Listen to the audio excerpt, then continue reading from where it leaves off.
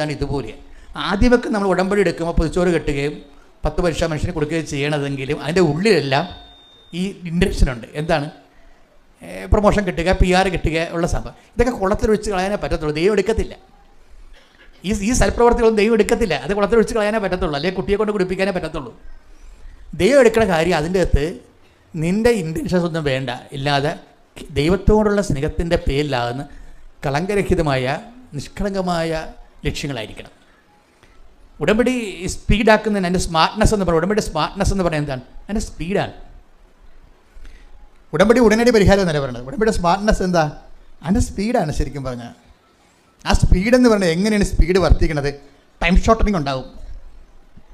ഈ ടൈം ഷോർട്ടനിങ്ങാണ് ഇതിൻ്റെ സ്മാർട്ട്നെസ് എന്ന് പറയുന്നത്. ഈ ടൈം ഷോർട്ടനിങ്ങിന് വേണ്ടി നമ്മൾ ചെയ്യേണ്ട കാര്യം, ഈ നമ്മൾ ചെയ്യുന്ന വിഷയത്തിൽ വ്യക്തിപരമായ ഈ നമ്മൾ ചെയ്യുന്ന സൽപ്രവൃത്തികളെ എപ്പോഴും ദൈവം അത്ര എല്ലാ സൽപ്രവൃത്തികളെയും ദൈവം അംഗീകരിക്കണില്ല. അതാണ് ഒരു വിഷയം.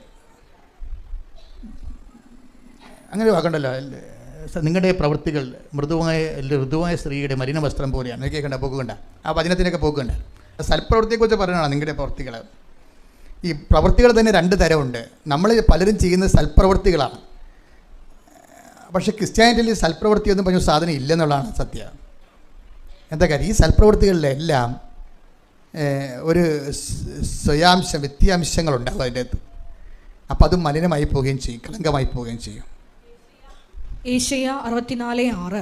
ഏശയ്യാ 64:6 ഒന്ന് ശ്രദ്ധ ചെയ്യുക. മലിന വസ്ത്രം പോലെ. അപ്പോൾ കേൾക്കുമ്പോൾ നിങ്ങൾക്ക് കൃത്യം എല്ലാം മനസ്സിലാവും. ഒരു സൽപ്രവൃത്തിയെ ദൈവം വിളിക്കുന്നത് ഋതുവായ സ്ത്രീയുടെ മലിന വസ്ത്രം എന്നാണ്. അതിൻ്റെ അർത്ഥം എന്താണ്? അതിൻ്റെ അകത്ത് മുഴുവനും വ്യക്തിപരമായ താല്പര്യങ്ങളുണ്ട്. ഈ സൽപ്രവൃത്തികളെല്ലാം ഏതെങ്കിലും ഒരു സൽപ്രവൃത്തികളിൽ വ്യക്തി താല്പര്യം വന്നാൽ അത് മലിന വസ്ത്രം പോലെയാവും.